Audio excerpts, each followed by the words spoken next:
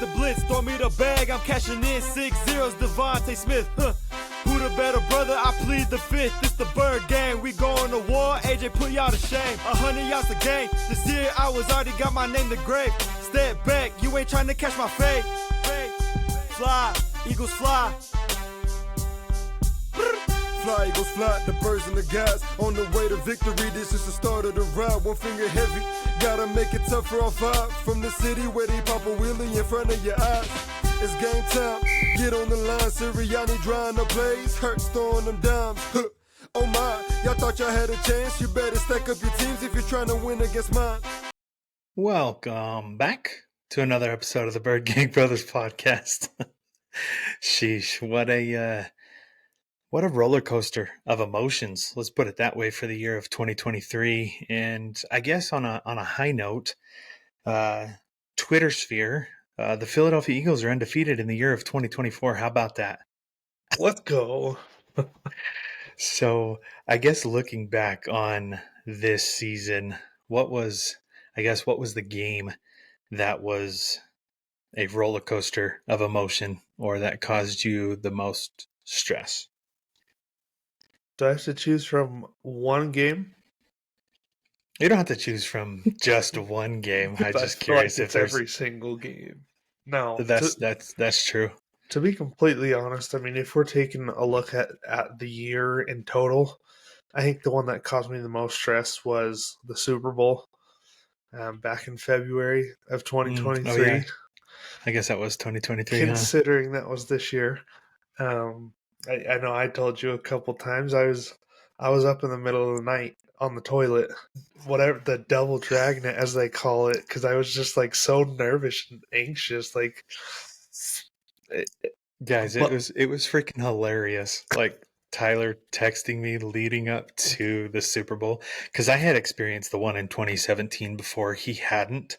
He was out of country, and just listening to him talk about his anxiety and the lead up to the Super Bowl, I thought it was freaking hilarious. I didn't know a fan that had gone through that much physical agony, if you will, waiting for the Super Bowl. But yeah, no, that one definitely caused some stress.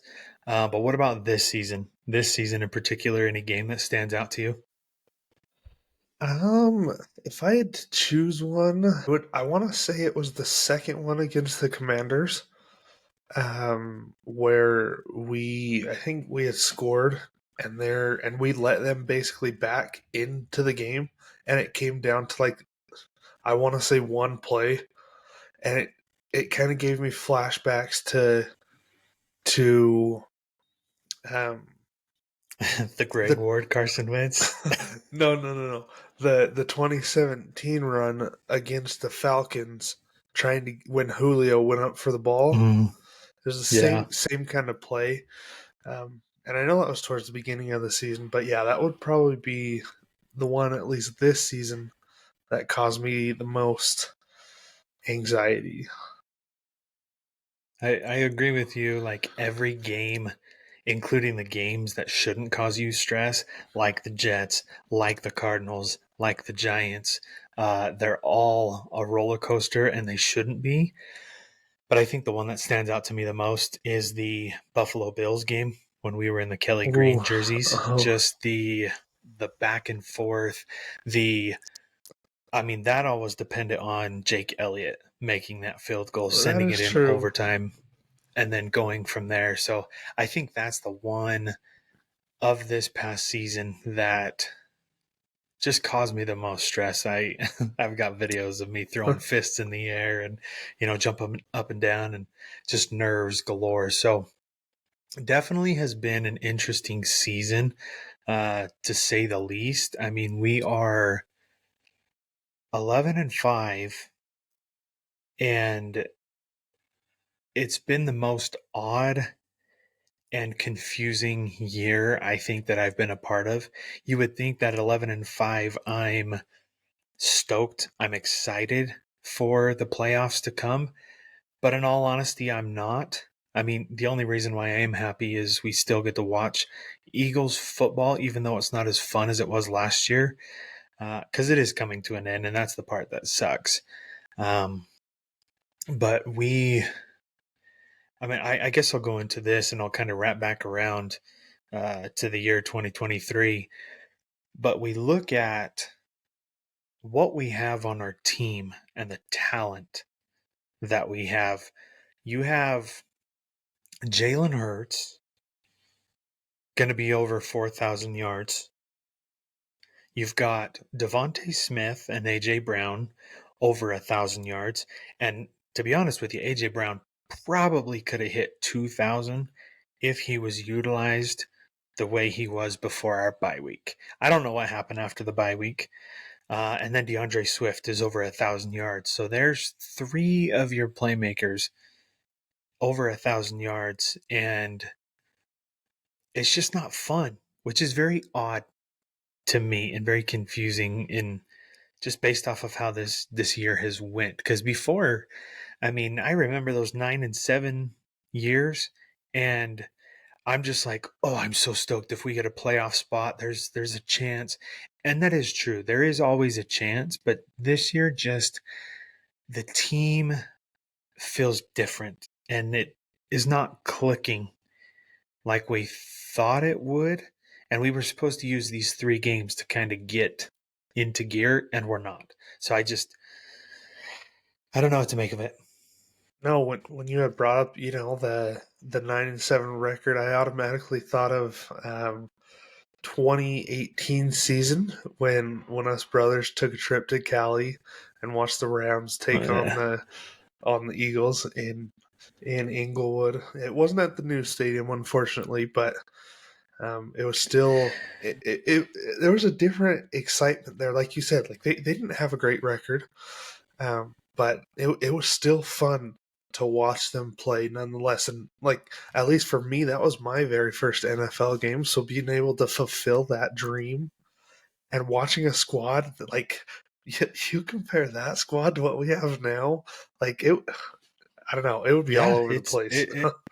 it's night and day. This window, obviously, we went to the Super Bowl last year, but if we can figure our ish out, this window could be open for a while, but we've got to figure some things out. Like you said, that was awesome going to the game with us as a Bird Gang brothers. That was awesome. I had obviously gone the year before to the Dallas Cowboys game, but yeah, I do agree. It was, and then they brought the Super Bowl ring around Yep. pregame because we showed up a couple hours early hoping to get autographs. So that was really cool. Um, but yeah, what a year 2023 has been. Uh, any New Year's resolutions for you going into the year of 2024? We talking sports related, or where are we going with this one? Anything, just you improvement on yourself. You could throw sports in there. I mean, I know that we have control because we coach from our couch each Sunday. So if we needed to be or offer our services to the coaching staff this following year, definitely a goal of mine. Very vocal on Sundays. You know, personally, when it comes to me, got a few fitness goals here in mind, and I'm sure all y'all's listening to this are like, oh yeah, another fitness goal. But I'm just not going to share it because I know no one listening into this will believe me. So that little to myself one. But in terms of sports, as much as I love the game, like I've got to realize and come to then, like, yes, there's a time to be passionate, but at the same time, I gotta not let these games affect my emotions so much. Like, especially ones that fall on holidays. Like, holidays are spent with family. They're supposed to be enjoyable, supposed to be happy. And like Christmas, we were together. It was great and all, but like we weren't happy because Philly barely pulled one out. New Year's Eve. So I don't know, just a bigger focus on like my outcomes of the game, and just realizing, it's a game. Like, yes, we're lucky to watch such a talented squad, but you know, I don't know, just a better focus, I guess you could say. Yeah, no, there's certain games where I let it affect me. I think I let Dallas affect me more than it should have, just because that seemed like that was the turning of the ship, or the sinking of the ship, if you will, and it just seems like it's gone downhill since then. Um, so yeah, no, I that's feel a like good one. that's how New Year's resolutions go. We're on this high. We're at 10 and 9 and 0, 10 and 1. And then it's like January, or it's like February, March, and then it's just starts sinking. So who knows? So, alrighty. Well, let's see. So we saw today that Pro Bowl selections have been made. And for the Philadelphia Eagles, Lane Johnson, A.J. Brown, Landon Dickerson, Hassan Reddick, DeAndre Swift, and Jason Kelsey have all made the Pro Bowl. And honorable mentions, Jalen Hurts, and the one that I definitely disagreed with. Granted, I don't know how many spots for the NFC. Actually, there's two that I disagreed with. I don't know how many spots for the NFC, but the kicker, Aubrey, for Dallas, obviously, he warrants a spot in the Pro Bowl, not having missed a kick the entire season. But then Jake Elliott being an honorable mention and not being selected to the Pro Bowl, that one kind of jerked me the wrong way. And then our boy, Britton Covey, one of the top, if not Leads the the NFL. top, yeah, leads the NFL, but top punt returner in the NFL doesn't get selected to the Pro Bowl. I don't understand that. Um, I will say I can kind of understand the non-selection of Jalen Hurts and giving that to Matthew Stafford. The comeback season, if you will, for Matthew Stafford that he's having and leading him to the playoffs is huge. Um, and I guess that's one thing that I wanted to touch on really quick, that, we talk about Jalen Hurts regressing this year and having a down year, if you will. Let me see if I can find this statistic. Okay, shout out to James Duggan in the Twitter sphere for this. This was probably about 2 days post Christmas, so this does not include the Cardinals game. But Jalen Hurts this year, 3,636 passing yards. He's got 20 passing touchdowns and 15 rushing, so there's 30. You add on, they were all passing against the Cardinals because you had Yeah, two to Julio. two to Julio, which shout out to Julio Jones. You had one to Dallas Goedert, so there's three more. So 23 passing touchdowns, so 38 in total. And then Sidney Jones had the pick six. That was it, because it was 4 touchdowns and a field goal by Jake Elliott. So Yep. 38 total touchdowns, 13 interceptions. That's the number that kills him. 575 rushing yards, an 11-5 record, and he put in parentheses, considered a down year for Jalen Hurts. And I totally agree. It's been a down year. He's been regressing, but that gives you just like, you're excited that Jalen Hurts is our franchise quarterback, because I'd have anyone with those numbers having a down year. I mean, we saw his up year last year leading him to the Super Bowl and what that's like. So I don't know.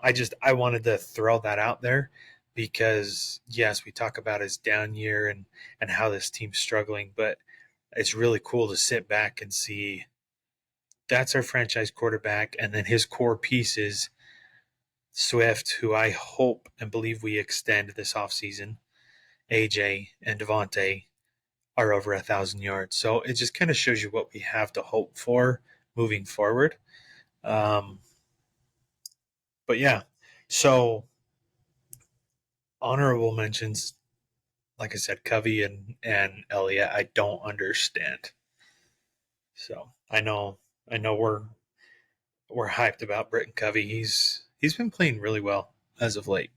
So um and then this was a couple weeks ago. I don't know if you saw this, but uh the mayor of Philadelphia, and that election had occurred, and there was a blank space where you could fill in who you would like to be the vote. And I thought this was perfect, and it suits perfectly. I think he has to wear, what's the name of his suit? His mummer suit, yes. His mummer suit. That's right. So Jason Kelsey took the cake with 13 votes to be the mayor of Philadelphia. Nick Sirianni, actually, sorry, Jalen Hurts with 11. Nick Sirianni with 5. Um, Personally, I don't know how I'd feel with Nick Sirianni as the mayor of Philadelphia. Uh, I'm not calling for him to be fired right now. That's not what I'm doing. He's just kind of loud out there. But I'm definitely fine with Jason Kelsey. That would be kind of cool to see. I'm not going to lie. The dude like emulates like Philadelphia. I know we talk about, players and coaches like that embody Philadelphia, and yes, Nick Sirianni is one of those individuals. But like Jason Kelsey, he's been here his entire career. Like Yeah. the excuse me, his attitude, just everything about him screams Philadelphia. So like if this is his last year and he hangs it up, hey, even though I don't live in Philly, I would vote for him as mayor. Well, and I don't know what they call him. It's not First Lady. But Kylie being the spouse to Jason Kelsey and mayor of Philadelphia, she'd do a pretty good job. She's been basking in the limelight in some of her appearances on the New Heights podcast. So, I'll take it. How When did you realize that game, the last game in Lincoln Financial Field for Jason Kelsey, Brandon Graham, or Fletcher Cox was a loss against the Cardinals? When did that hit you that could have been the last game for any one of them, and most likely Jason Kelsey? To be honest, it was once it hit under a minute. Like I was not thinking about that whatsoever. And it possibly being their last game, if they went on to win, there could be shots at them taking the division. But then the Cardinals went down the field, scored that touchdown by James Conner, and that's when I was like, okay, they're gonna lose, And I started processing that, started looking at the division race and how that was gonna be. And after I was done, I was just like, oh, it finally clicked in about hour after the game was over. I was like, that was the last one, most likely. And I think out of those, it wouldn't surprise me if Jason Kelsey was like, I'm going to come back for one more year. Brandon Graham looks like he's slowed down quite a bit this year. So out of anyone, I could see Fletcher Cox coming back more than Brandon Graham, just based off of what I've seen this year. But it's kind of depressing because these are the players that we grew up watching. As we've become more passionate over the years, these are the players that were the foundation and the core of Philadelphia through the good and the bad years.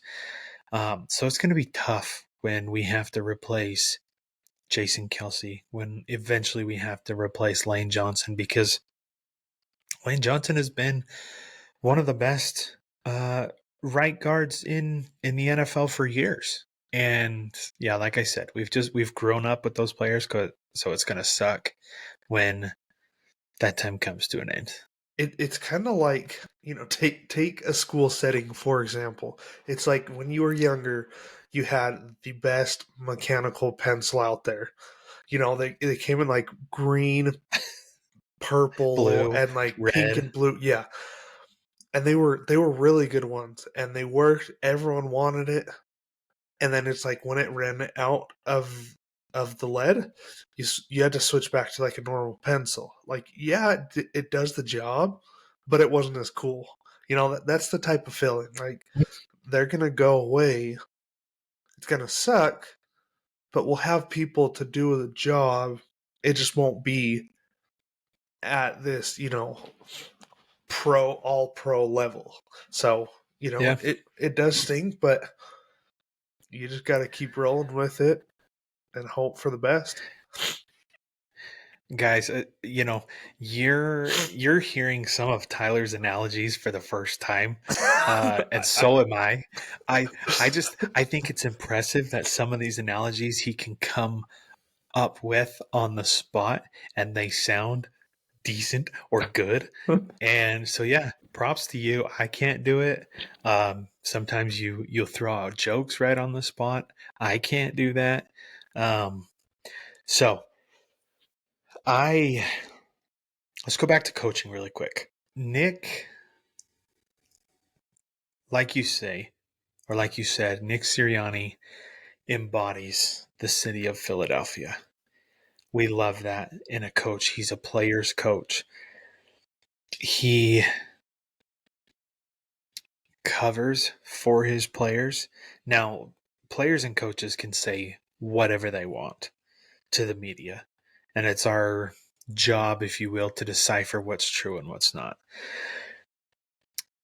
AJ Brown spoke to the media today and talked about his relationship with Nick Sirianni, him covering for Jalen Hurts when throwing the interception against Seattle, which is fine. AJ Brown can come out and say this, but it almost sounds like, yes, the players are on the field, but it sounds like they're taking the accountability for this huge, massive drop off. And I can't understand how such a talented group last year falls off like they are this year. In my personal opinion, I believe it's coaching, whether that's Nick Sirianni, whether that's Brian Johnson, who we saw called the fourth down play for Alabama against Michigan in the Rose Bowl, um, or the defensive coordinator. I believe it's coaching, and something has got to change next year. What are I don't know. I haven't really talked to you about coaching. I know we have both kind of called for Brian Johnson to be gone. And, I hope he just gets a head coaching job so, there's no chance for him to be kept. But what are your thoughts on coaching? Any You know, anything you want to have happen or as bad as it has been lately in regards to coaching, like if you take a step back and look at like Nick Sirianni's or his record, since being with the Philadelphia Eagles, since the Flower press conference, like it's a pretty dang good record. So like was I that don't 30? Let's see. I wrote it down. 34-16.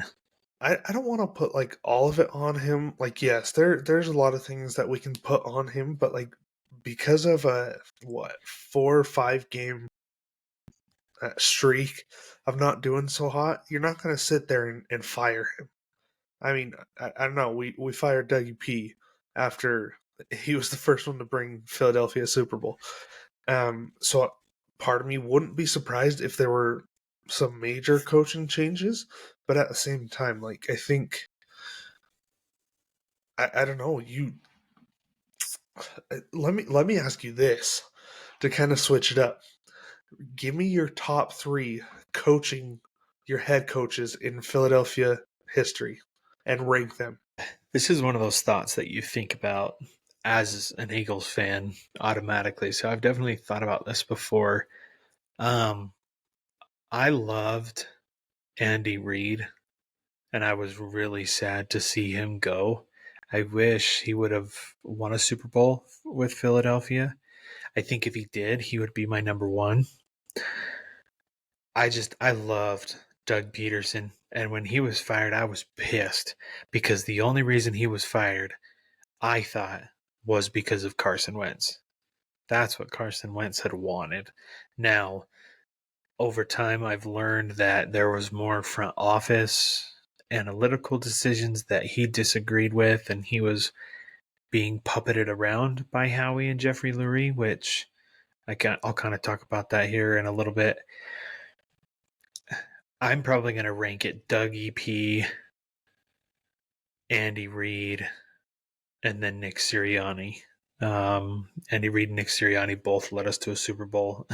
And ironically, both of them we lost by 3 points, 21-24 and 35-38.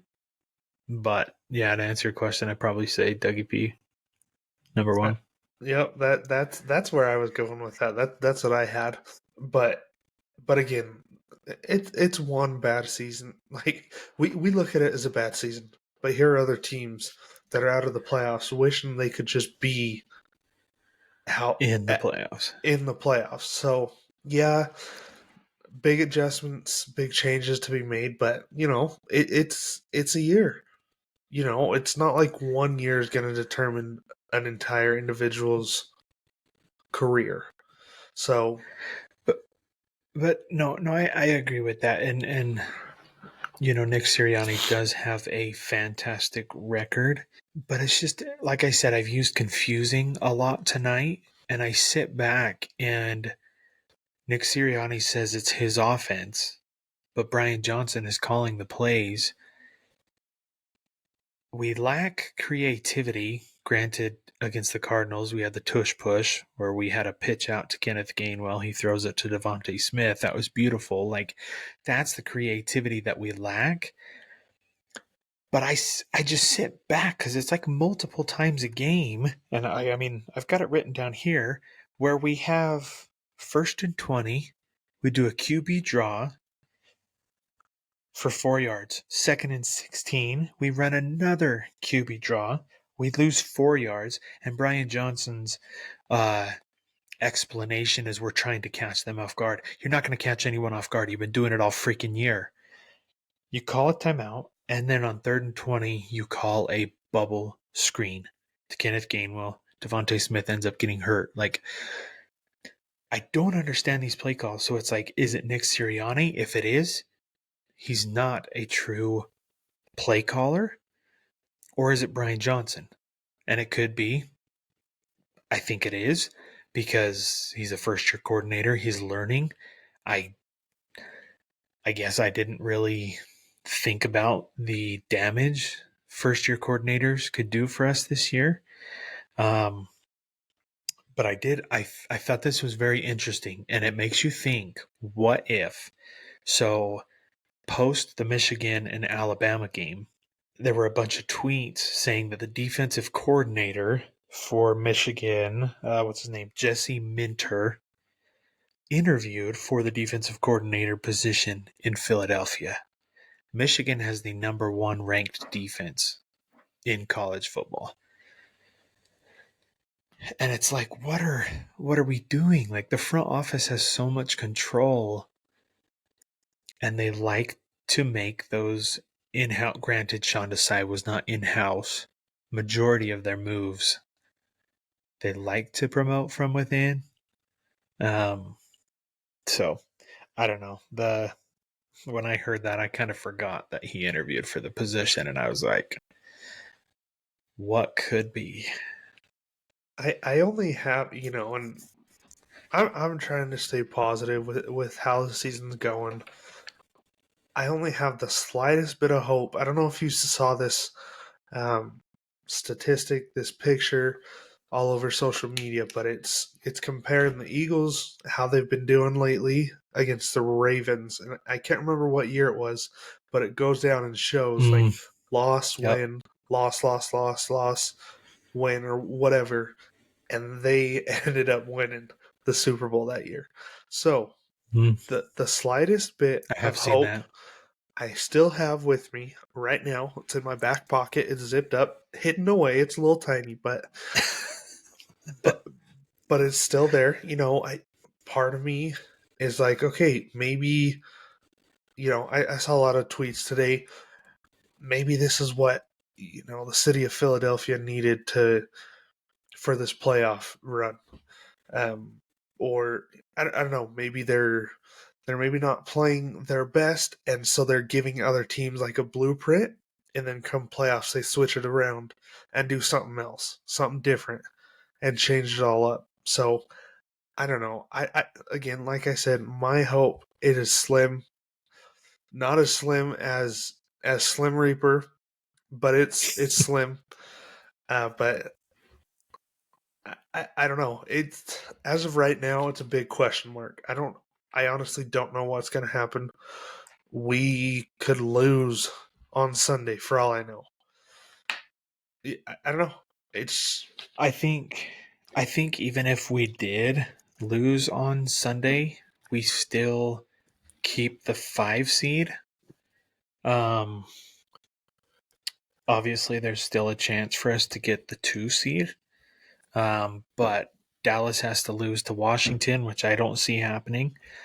Carson Wentz is playing quarterback. it is in Washington though. No, wait, no. I'm sorry. Carson Wentz is not on Washington. Carson Wentz is on the Rams, Which he will be starting this week. so he will be starting. That I was thinking about if we actually had a chance to get the number 1, but that's long gone now. So yeah, we still have a chance to get the number 2 seed. Dallas has to lose and we have to win, and it's not guaranteed. We thought these last 3 were guaranteed blowout wins, and it definitely hasn't turned out like that. So,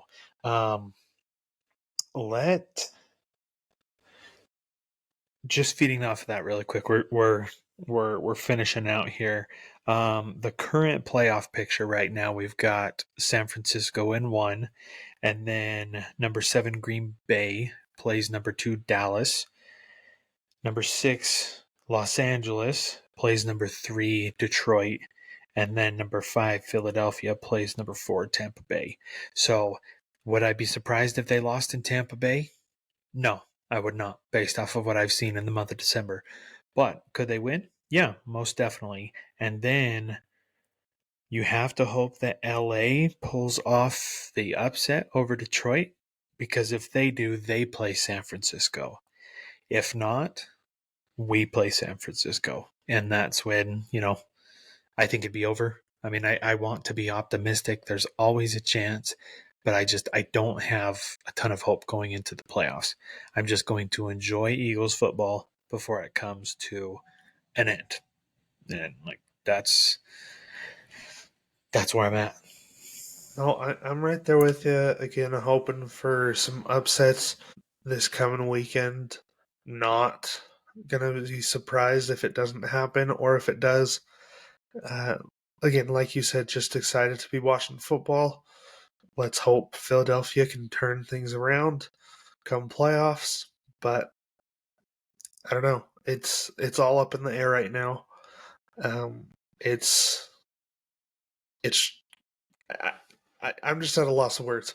After losing the game against Arizona, I made fun of all the Cowboys fans, especially there were 3 Dallas Cowboy fans in one of my classes this semester at school, and I made fun of them so bad for losing to the Cardinals. Payback bites. It bites, but Karma. the good thing is they probably don't know that this podcast exists, and 2, I'm done with that class, so I never have to see them again, which I am very grateful for. They lost to the Cardinals too. So let's put that out there. Yeah, it's all fun and games. Before we close out though, I wanted to highlight one player from that Cardinals and Eagles game, and it's going to be Sidney Brown. I am excited for Brian Dawkins 2.0 to be a Philadelphia Eagle. That pick 6, now granted, if you watched, that was a blown route by Arizona, But nonetheless, Sidney Brown picks it off. He is a fast sucker. Like how fast he was getting down the sideline into the end zone. I thought that was awesome for the rookie, and I'm really excited for him going into next year. But I guess to end this out, I'm wearing some of my Christmas gifts. The T-shirt via my wife. Super sick. I love the color scheme. I love the boldness to it. Um, and then your gift that you got me. Water is really cold. Um, it's not a Stanley by any means. It's better than a Stanley, which I kind of don't get the whole. I don't want to say addiction, satisfaction, but women with cups. My wife was one of them. During Christmas, she wanted this hydro cup that never spills. I don't get it with women in the cups, but um, nonetheless, my wife drinks more water because it's cold, stays colder longer. So to each their own. But then this, I got my Eagles cup from you, my brother. So I like that. I'll try, But with and rep the rest of my gear that I got. I try not to wear it after they lose because, it is a little embarrassing to lose to one of the worst teams in the NFL. But hopefully, I will showcase some of my gear this next podcast and into the playoffs. yeah, no. Um, with that being said, we're coming up to the last week against the New York Giants. We're definitely not finishing by any means. This has been fun for us. We feel like, you know, we're getting more comfortable. Conversations are more natural. Obviously, we've got those notes to feed off of. But yeah, with that being said, we'll look forward to seeing you guys next week following the Philadelphia Eagles and New York Giants game.